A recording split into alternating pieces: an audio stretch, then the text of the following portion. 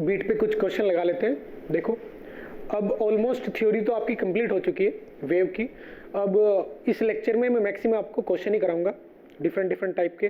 जैसे पहले हम क्वेश्चन लगाएंगे बीट पे, बीट फिनोमेना पे कुछ एग्जाम्पल सोल्व करने जा रहा हूं मैं। एग्जाम्पल फर्स्ट, इसमें दिया गया है आपको कि एक ट्यूनिंग फॉर्क है। क्या है? एक ट्यूनिंग फॉर्क।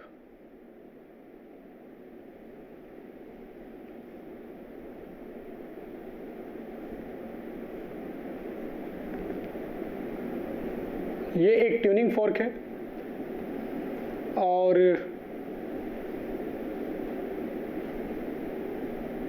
यहां एक अरेंजमेंट ये आपको दिया जाएगा कि ये पुली है,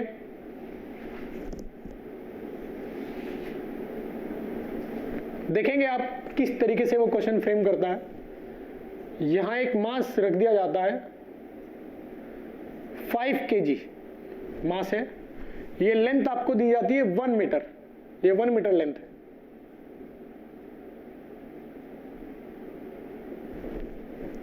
समझे?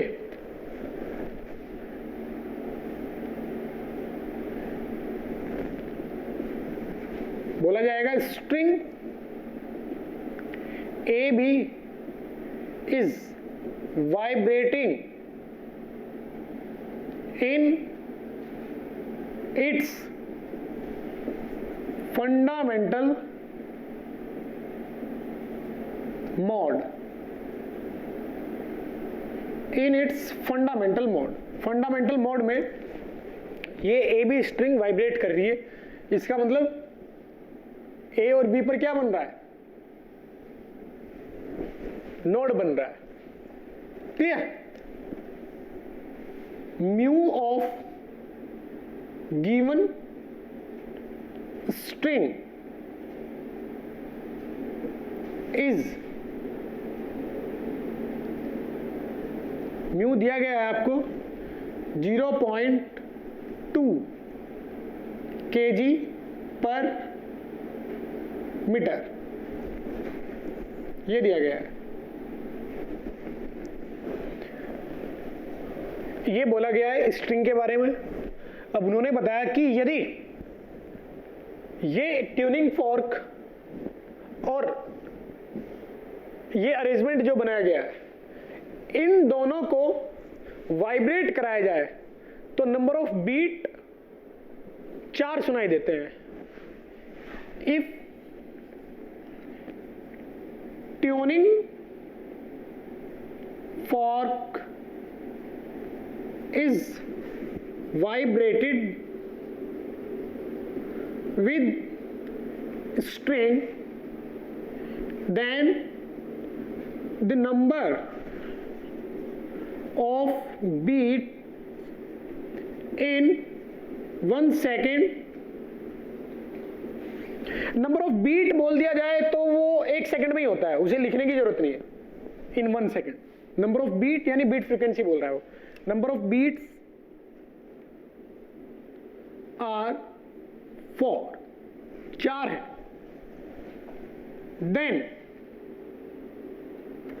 ये बोला गया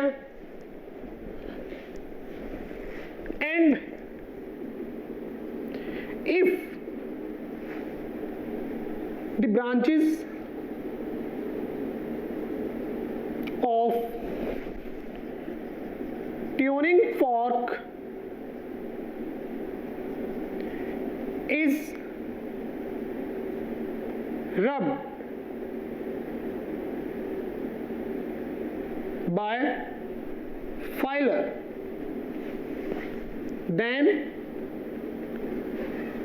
the number of beat, then the number of beat are 6. What is the frequency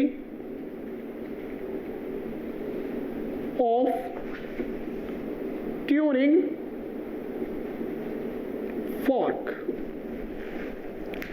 tuning fork की फ्रीक्वेंसी बताइए क्या है? N of tuning fork, ये आप बताइए क्या है? क्वेश्चन की लैंग्वेज ध्यान से देखें, इसी प्रकार से क्वेश्चन आते हैं। वेव के क्वेश्चन कैलकुलेशन में बहुत आसान होते हैं। यदि थ्योरी आपके दिमाग में है तो बड़े आसानी से आंसर आ जाता है। ऐसा नहीं है कि जैसे मैकेनिक्स में आपको बहुत सारी चीजें करनी पड़ती थी। पहले एफबीडी बनाएंगे, एफबीडी के बाद हम इक्वेशन लिखेंगे, इक्वेशन लिखने में बहुत सारी चीजें याद रखनी होती है कि ये नॉन इनर्शियल फ्रेम है या कौन सा फ्रेम है, सूडो फोर्स लगेगा या नहीं लगेगा, कंस्ट्रेंट मोशन लगेगी, किस तरीके से होगा, फिर उनको सॉल्व करना। क्लियर? तो ऐसा कुछ नहीं है यहाँ, आपको सिर्फ कुछ बातें याद रखनी है, बहुत जल्दी से आंसर आता है, बहुत ज्यादा सॉल्विंग नहीं है यहाँ। कैसे करेंगे? पहले तो मैं इसकी फ्रीक्वेंसी निकाल लेता हूं, फंडामेंटल मोड की फ्रीक्वेंसी निकाल लेता हूं स्ट्रिंग की। वो क्या आएगी? मैं जानता हूं कि ये λ/2 होता है, आपको बताया था मैंने। When string is fixed at both ends, then at fundamental mode figure will be this. At both ends there will be node. Clear? तो मैं लिखूंगा कि λ/2 क्या आया? L आया, तो लैम्डा क्या आया? 2L। इसलिए हम लिख सकते हैं जो फ्रीक्वेंसी आएगी वो आएगी velocity of string wave upon lambda. Clear? ये क्या होती है velocity? √T/μ upon 1/2L। Lambda की वैल्यू कितनी है? 2L। आई बात समझ में? अब वैल्यू पुट कर देता हूं, तो फ्रीक्वेंसी कितना आया? फंडामेंटल मोड की फ्रीक्वेंसी कितना आया? ये फ्रीक्वेंसी आई 1/2 इंटू 1। टेंशन, टेंशन कितना आएगा? 50 न्यूटन आएगा टेंशन, तो 50/μ। म्यू कितना आएगा? म्यू दिया हुआ है 0.2, 0.2 ये आया। म्यू की वैल्यू पुट किया मैंने, तो ये आएगा 1/2 इंटू 10 से मल्टीप्लाई, तो 50 2 25 0। तो फाइनल आंसर आएगा मेरा 5/2 √10। ये अंदर है इसके रूट के, 250 आएगा 5√10। तो ये मेरी फ्रीक्वेंसी आया फंडामेंटल। तो इसको अच्छे से मैं निकाल लेता हूं, ये कितना आएगा? √10 होता है 3 तिया 9, 3.1, कुछ अप्रोक्सीमेशन देख लेता हूं मैं। 3.2, 3.2, 10 को अगर मैं 9, 1, 6, 1.00, 2 नहीं कर सकता, 1 कर सकता हूं, तो 3.1 ले सकता हूं मैं। तो 3.1 यानी 5/2 इंटू 3.1 ये लिख सकता हूं।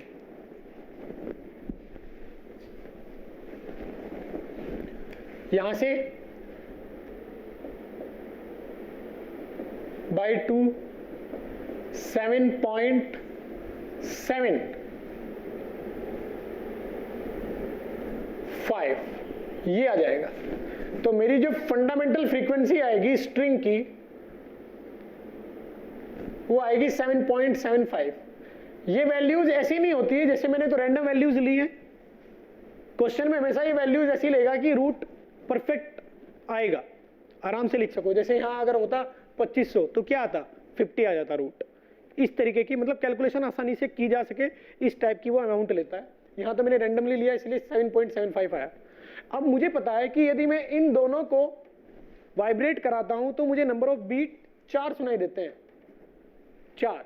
इसका मतलब मैं ये बोलूंगा कि जो फ्रीक्वेंसी होगी ट्यूनिंग फॉर्क की वो 4 प्लस फ्रीक्वेंसी ऑफ फंडामेंटल यानी स्ट्रिंग।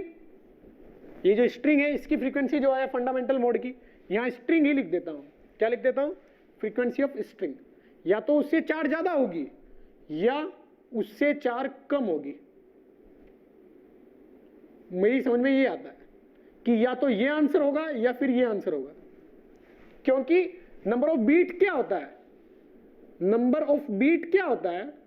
वो होता है n1 माइनस n2 का मोड। दोनों क्या डिफरेंस?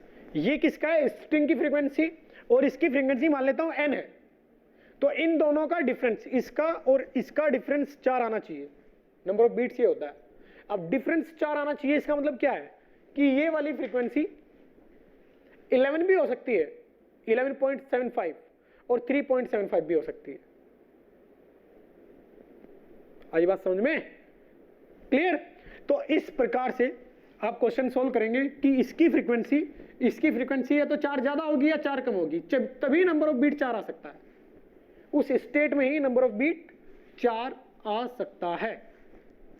तो अब ये कितना है, प्लस करता हूं तो मैं आएगा 11.75 और ये करता हूं तो क्या आएगा 3.75।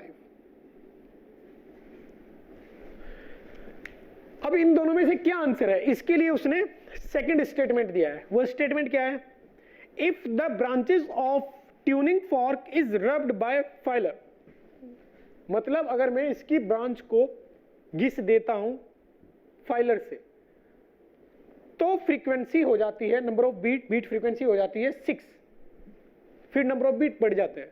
मैं जानता हूं कि अगर ट्यूनिंग फॉर्क को मैं फाइल करता हूं, इसकी ब्रांच को मैं फाइल करता हूं तो इसकी फ्रीक्वेंसी बढ़ जाती है, ये आपको पता होना चाहिए, ये जनरल नॉलेज वाला चीज है। यदि आप ट्यूनिंग फॉर्क की ब्रांचेस पे वैक्स लगाते हो तो उसकी फ्रीक्वेंसी घटती है, याद रखना, वैक्स लगाते हो तो फ्रीक्वेंसी घटती है, और यदि फाइल करते हो तो उसकी फ्रीक्वेंसी बढ़ती है, ये चीज याद रखना दोनों। इसने फाइल बोला है तो यानी इसकी फ्रीक्वेंसी बढ़ जाएगी, फाइलिंग से फ्रीक्वेंसी बढ़ जाएगी रब करने से। तो अब मैंने ये देखा कि इसकी फ्रीक्वेंसी बढ़ने से नंबर ऑफ बीट बढ़ रहे हैं। अब यदि मैं कहता हूं कि इसकी फ्रीक्वेंसी ये है, या तो ये हो सकती है या ये हो सकती है। स्ट्रिंग की फ्रीक्वेंसी कितनी थी, वो फिक्स है 11.75, दूसरा टर्म क्या है मेरे पास 7.75। अब मैं कहता हूं कि यदि ट्यूनिंग फॉर्क की फ्रीक्वेंसी ये है, मुझे पता नहीं है ये है या ये है, ये जानने के लिए कि आंसर ये आएगा ये आएगा, उसने दूसरा स्टेटमेंट दिया है, ये वाला statement,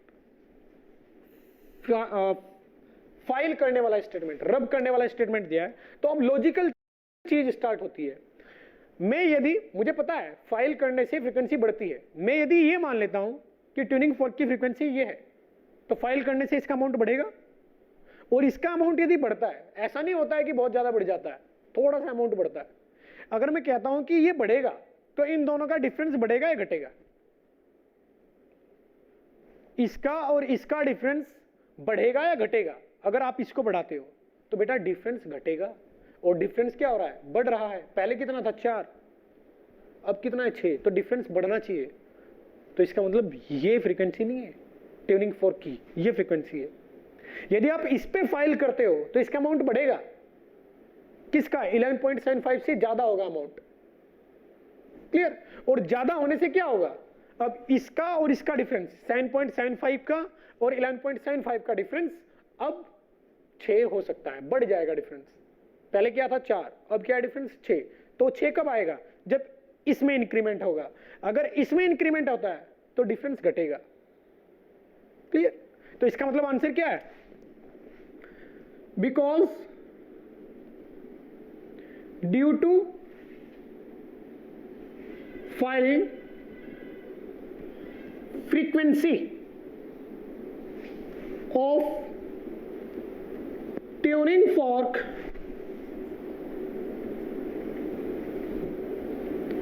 gets increased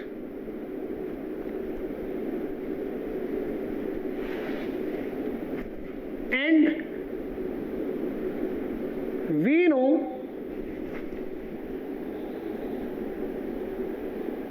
if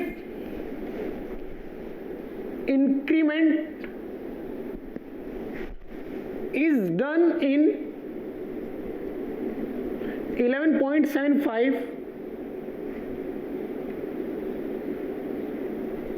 then the difference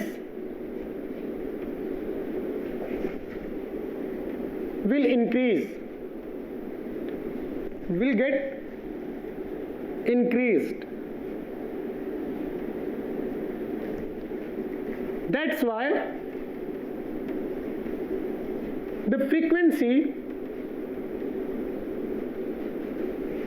of tuning fork is 11.75। हमेशा वो इस टाइप का स्टेटमेंट देता है। पहले आपको एक स्टेटमेंट देगा जिससे कि आपको यह पता चल जाएगा कि दिए गए किसी इंस्ट्रूमेंट की फ्रीक्वेंसी या तो ये होगी या ये होगी। पहले स्टेटमेंट से तो ये पता चलेगा। बहुत सारे क्वेश्चन आते हैं, यहां मैंने स्ट्रिंग और ट्यूनिंग फोर्क लिया, वहां वो क्या करेगा, ट्यूनिंग फोर्क लेगा कि दो ट्यूनिंग फोर्क है मेरे पास, उनकी पहले नंबर ऑफ बीट इतनी आती है और एक की फ्रीक्वेंसी इतनी है, तो दूसरे की या तो ये होगी या ये होगी, ऐसे बोलोगे आप। जैसे एक ट्यूनिंग फोर्क की 100 है, नंबर ऑफ बीट आते हैं 4, दो ट्यूनिंग फोर्क को वाइब्रेट कराने से, तो दूसरे वाले की कितनी हो सकती है, या तो 96 हो सकती है या 104 हो सकती है। समझ में आई बात। अब वो दूसरा स्टेटमेंट बोलेगा कि 96 है या 104 है, तो अब आपको दिमाग इस प्रकार से चलाना पड़ेगा जैसे मैंने अभी ये लॉजिकल चीज आपको समझाई। क्लियर। अगर बड़ी चीज में आप इंक्रीमेंट करते हो, एक छोटी चीज होती है एक बड़ी चीज होती है, बड़ी में अगर इंक्रीमेंट करोगे आप तो डिफरेंस बढ़ेगा, और छोटी में इंक्रीमेंट करोगे तो डिफरेंस घटेगा। ऑब्वियस ही चीज है। क्लियर। तो बेटा ये चीज आप ध्यान से देखेंगे। Now we will solve next example. A motion is described by y बराबर 3 upon a square plus x plus 3 t का whole square, where y x are in meter and t is in second. ये wave की एक equation है।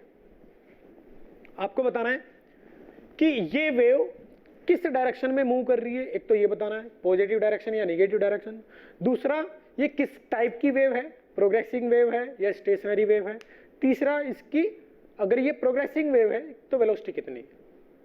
समझे। तो मैं 1 bye 1 देखता जाता हूं।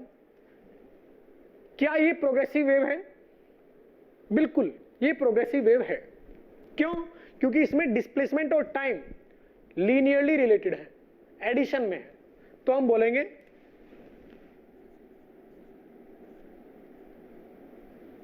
This is a progressive wave. ये प्रोग्रेसिव वेव है। पहला कंफ्यूजन क्लियर हुआ। दूसरी बात, ये किस डायरेक्शन में जा रही है, इस पे कैसे कमेंट करेंगे।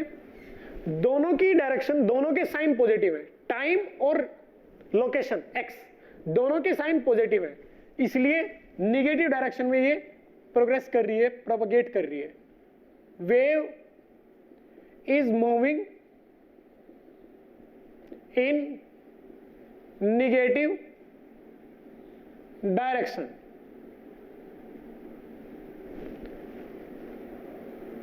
वेलोसिटी, वेलोसिटी क्या होती है, ओमेगा बाय के वेलोसिटी होती है, ओमेगा बाय के।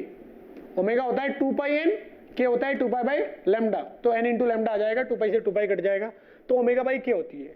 यहां ओमेगा कौन है, 3, टाइम के मल्टीप्लायर जो होता है वो ओमेगा होता है, और यहां के कौन है, 1, लोकेशन यानी x का मल्टीप्लायर के होता है, ओमेगा टी प्लस के एक्स, तो टाइम का मल्टीप्लायर 3 है और x का मल्टीप्लायर 1 है, इसलिए ओमेगा कितना आया 3 और k कितना आया 1, और ऐसा ही यूनिट में है सब कुछ, तो इसका मतलब 3 मीटर पर सेकेंड ये वेलोसिटी आएगी वेव की।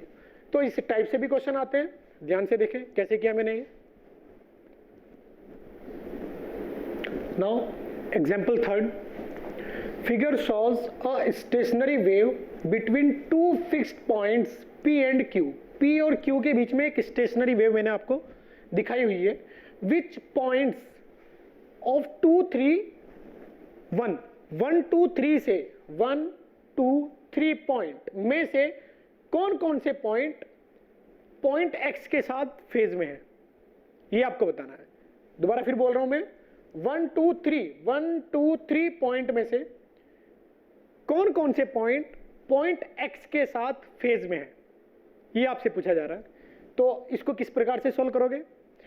देखो लेक्चर में जितनी भी चीजें आपको बताई गई हैं, हर एक इंपॉर्टेंट नोट पर क्वेश्चन फ्रेम किया जा सकता है।